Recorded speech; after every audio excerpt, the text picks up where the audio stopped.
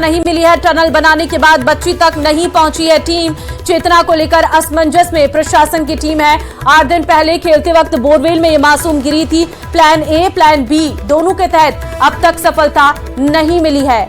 तो बड़ी जानकारी इस वक्त आपको हम दे रहे हैं। राजस्थान का सबसे लंबा बोरवेल रेस्क्यू ये लगातार जारी है, जहां पर बच्ची को बचाने की कोशिश लगातार की जा रही है। लेकिन 8 दिन हो चुके हैं, प्रशासन के हाथ खाली हैं। अभी भी कोई ऐसी जानकारी निकलकर सामने नहीं आ पा रही है कि कैसे चेतना तक पहुंचेगा ये रेस्क्यू दल। सुरंग खोदी जा रही है और तस्वीरें हम आपको दिखा रहे हैं। हालांकि सुरंग को खोदने में भी बहुत दिक्कतों का सामना करना पड़ा है रेस्क्यू दल को, क्योंकि चट्टान बहुत मजबूत है, पत्थर बहुत मजबूत है। इस वजह से चट्टान को खोदने में ज्यादा टाइम लग रहा है। कल पूरे दिन इसकी खुदाई का काम किया गया, तब जाकर कहीं ना कहीं ये सुरंग बनकर तैयार हुई है। लेकिन ये भी अभी तक रेस्क्यू दल को बच्ची तक नहीं पहुंचा पाई है और काफी ज्यादा मुश्किलें जो है वो रेस्क्यू दल को यहां पर आ रही है। लेकिन कहा यह जा रहा है कि अभी भी लगातार रेस्क्यू की टीम काम कर रही है। पहले ये खबर भी निकलकर सामने आ रही थी कि कहीं ये सुरंग गलत तो नहीं खोदी गई है, जिस वजह से बच्ची के पास नहीं पहुंच पाई है टीम। लेकिन अभी जो है डीएम मौके पर पहुंची, जिला कलेक्टर, उन्होंने कहा कि ऐसी जो भ्रामक खबरें हैं वो पहुंचाई जा रही हैं। हमने पहले ही यहां पर माइनिंग के लोगों को बुलाया था, नेटवर्क के लोगों को बुलाया था, जियो नेटवर्क के लोगों को, और भी तमाम टेक्नीशियन को बुलाया गया था, जिनसे बकायदा डायरेक्शन को लेकर पूछा गया था कि हम सही रास्ते पर आगे बढ़ रहे हैं या नहीं। क्योंकि अगर सुरंग खोद दी जाती है और वो रास्ता गलत निकलता है तो और बड़ी मुश्किलें प्रशासन के सामने खड़ी हो सकती है। लेकिन उसके बाद जब टीम मौके पर पहुंची तो टीम ने ये जानकारी दी थी कि आप सही रास्ते पर बढ़ रहे हैं और आगे जो है खुदाई को जारी रखा गया। कल पूरे दिन खुदाई हुई, रात को खुदाई हुई, लेकिन उसके बाद भी अभी तक बच्ची तक नहीं पहुंच पाई है टीम। संवाददाता हीरालाल ग्राउंड जीरो से लाइव हमारे साथ है। हीरालाल, कोई बात हो पाई है रेस्क्यू दल के साथ? क्या अपडेट है आपके पास? क्या अभी भी रेस्क्यू ऑपरेशन चल रहा है? कहां तक खुदाई हो गई है?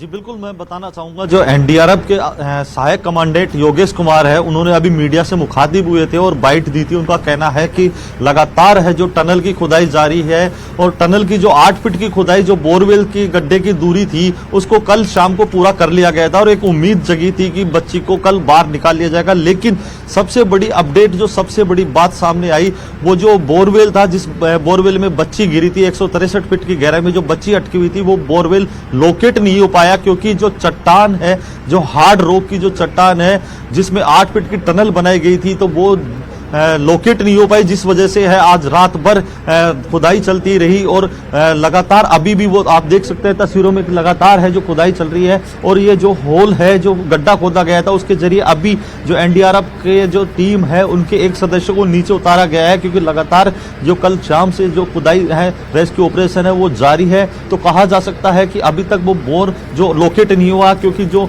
एक्यूरेसी थी प्रशासन ने, जिला प्रशासन है, जो एसडीआरएफ की प्रशासन, जो एनडीआरएफ टीम है, उन्होंने बाहर से जो माइनिंग इंजीनियर है 5 टीमें अलग अलग जिलों से बुलवाई थी, जो लोकल जो बोर खोदने वाले लोग हैं, जिसने ये बोर खोदा था, बोर की जो गड्ढे की खुदाई की थी, उसको भी यहाँ बुलाया गया था। उससे भी है जो एक्यूरेसी नापने के लिए जो कंपास है, उसके जरिए एयरफोर्स के अधिकारियों को भी यहाँ बुलाया गया था, उनसे कंपास के जरिए लोकेशन ट्रेस करने की कोशिश की गई थी। कहा जा सकता है कि लोकेशन ट्रेस जो की गई थी उस दौरान लोकेशन को सही दिशा में बताया गया था कि जो टनल बनाया जा रहा है वो बिल्कुल सही दिशा में जा रहा है। लेकिन 8 फीट की जो टनल बनाए जाने के बाद भी बच्ची का ट्रेस नहीं होना, बच्ची का रेस्क्यू नहीं होना, कहीं ना कहीं जो पूरे जो सिस्टम है, जो पूरा ये रेस्क्यू अभियान चल रहा है, उस पे सवालिया निशान जरूर खड़े कर रहा है।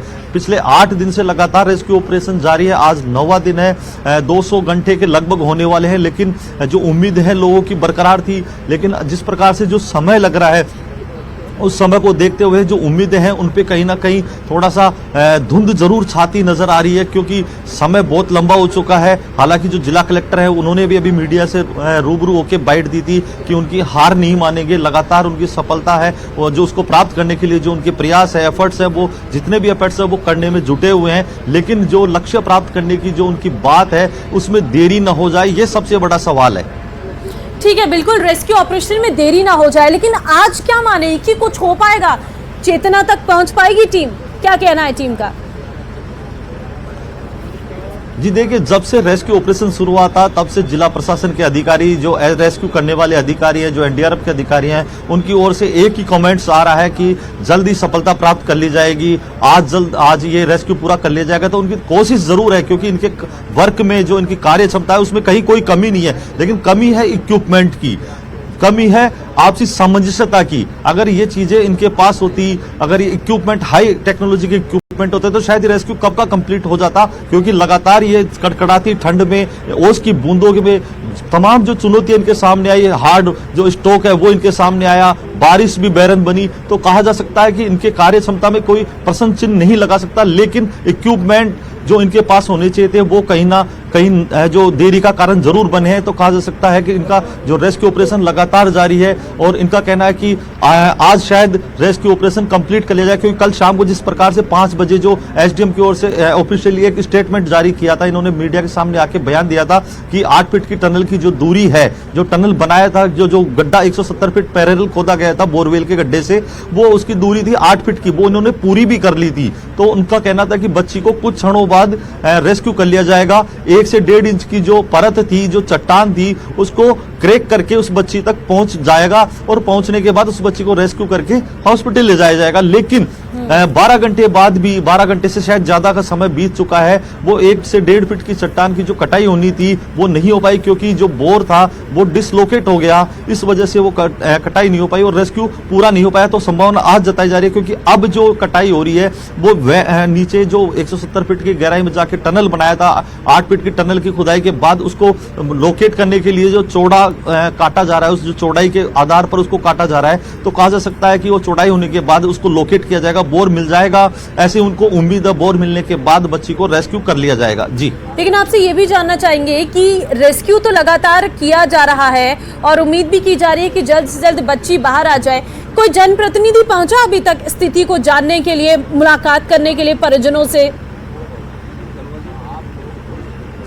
जी, मैं बताना चाहूंगा, जब ये रेस्क्यू ऑपरेशन शुरू हुआ और जब ये घटना घटित हुई, तो लगातार जो क्षेत्रीय जनप्रतिनिधि हैं, जो स्थानीय विधायक हंसराज पटेल हैं, जयपुर ग्रामीण सांसद राव राजेंद्र सिंह और विपक्ष के नेता जो पूर्व विधायक इंद्राज गुर्जर हैं, शाहपुरा विधायक मनीष यादव है, और जो कांग्रेस के पूर्व मंत्री राजेंद्र गुड्डा भी यहाँ पहुंचे थे, उन्होंने परिजनों से मिलकर उनको सांत्वना दी थी, और जो तमाम जो अधिकारी यहाँ रेस्क्यू ऑपरेशन में जुटे हुए हैं उनसे अपडेट भी ली थी, और रेस्क्यू ऑपरेशन को लेकर चर्चा की थी, किस प्रकार से रेस्क्यू ऑपरेशन को अंजाम दिया जा रहा है, क्या संसाधन उपयोग में लिए जा रहे हैं, जो एफर्ट्स हैं उनके बारे में उन्होंने चर्चा की थी। तमाम जो जनप्रतिनिधि लगातार यहाँ पहुंच रहे हैं, सांसद भी यहाँ लगातार सुबह शाम रात हो चाहे दोपहर हो, लगातार उनका आना जा रहा है। जो विधायक है वो भी, उनके जो परिजन है विधायक प्रतिनिधि हैं वो भी यहाँ लगातार आ रहे हैं। तो कहा जा सकता है जनप्रतिनिधियों का आना जारी है। लेकिन सबसे बड़ा सवाल यह है कि आखिर जो 8 दिन का समय बीत चुका है, मासूम चेतना जो अभी भी प्रशासन से दूर है, अपनी परिजनों से दूर है, उसकी जो दूरी बनी है, जो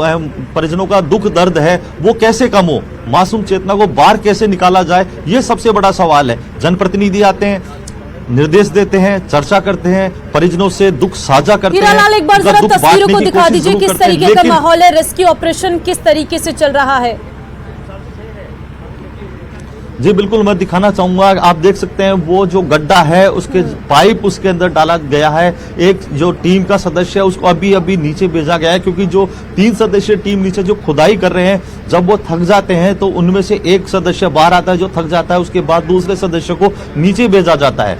जब वो एफर्ट्स जो कर रहे हैं उस चट्टान को काटने के लिए, जो बोर है उसको लोकेट करने की जो अब उनकी कवायद है वो लगातार जारी है, क्योंकि कल शाम 5 बजे 8 फीट टनल की जो खुदाई कर दी गई थी। आप देख सकते हैं ये जो भारी मशीनरों का यहाँ जो जमावड़ा है, पाइलिंग मशीन, हाइड्रोलिक मशीन, तमाम जो मशीनरी है ये यहाँ लाई गई थी, जिनके जरिए ये रेस्क्यू ऑपरेशन को अंजाम दिया जाना था। आप देख सकते हैं जो एनडीआरएफ की जो जवान है वो, क्योंकि सर्दी है, सर्दी का मौसम, कड़कड़ाती ठंड पड़ रही है, ओस अभी तक सूर्य देव उनकी तपिश यहाँ तक नहीं पहुंची है, तो आग जलाकर वो उस तपिश को महसूस करने की कोशिश कर रहे हैं, उस सर्दी को दूर करने की कोशिश करें। तो कहा जा सकता है कहीं ना कहीं सर्दी भी एक बहुत बड़ा इनके रेस्क्यू ऑपरेशन में बाधक बन रही है, क्योंकि नीचे जो टेम्परेचर है उसके निकलकर जब बाहर आते हैं तो सर्दी का जो टेम्परेचर है वो कहीं ना कहीं उनके प्रतिकूल ना हो जाए, स्वास्थ्य पर प्रतिकूल प्रभाव न डाले, ये सारी कवायद उनके द्वारा की जा रही है। जी ठीक है, लगातार कोशिशें चल रही हैं और